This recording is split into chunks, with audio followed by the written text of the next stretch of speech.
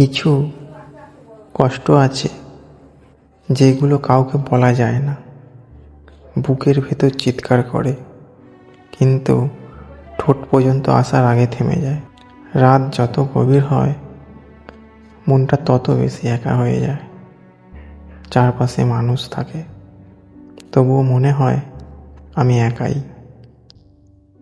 যার জন্য এতটা অনুভূতি, সে আজ অনুভূতিহীন। আর আমি ভালো থাকার অভিনয় করতে করতে নিজেকেই হারিয়ে ফেলেছি।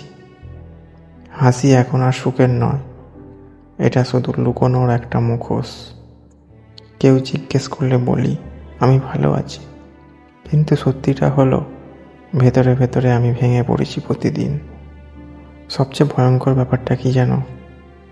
আমি আর কাঁদি না, কারণ চোখের জলও বুঝে গেছে আমার কষ্টের শেষ নেই।